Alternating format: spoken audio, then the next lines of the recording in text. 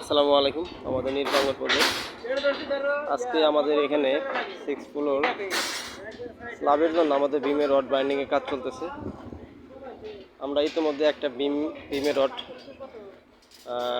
সাজাইছি। এখানে রিং ঢোকানো হয়েছে, 4 ইঞ্চি বাই 6 ইঞ্চি পরপর চক দিয়ে মার্কিং করা হয়েছে। এখন উপরে আমরা 3টা টপ রড আমরা দিয়ে রাখছি, বটমের রডগুলো ঢোকানো হচ্ছে। আর আমরা খেয়াল করতেছি আমাদের ল্যাপিং জোনটা যেন সঠিক থাকে, ল্যাপিং জোনে যেন কোনো ব্যত্যয় না ঘটে। আমাদের যেখানে ল্যাপিং থাকার কথা আমরা সেই অবস্থানে আমাদের ল্যাপিংটা রাখতেছি। আর এদিকে আমাদের শীট বিছানোর কথা ছিল, শীতটা আমরা বিছাতে পারিনি। আমাদের সাইডে লোকের সংখ্যা কম, কন্ট্রাক্টরকে বারবার বলা সত্ত্বেও সাইডের দিকে তিনি নজর দিচ্ছেন না। সাইডটা কেমন যেন একটু অবহেলার মধ্যে পড়ে আছে। লোকের সংখ্যার কারণে আমরা সাইডটা মানে দিন দিন পিছিয়ে যাচ্ছি।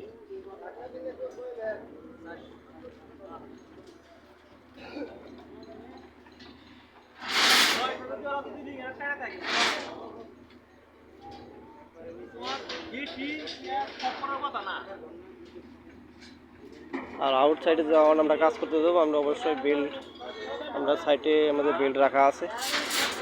তো যারা আউট সাইডে কাজ করতে যাবে অবশ্যই তারা বেল্ট পরবে, এরকম ডিসিশন আমি তাদেরকে ইনস্ট্রাকশন দিয়ে দিছি।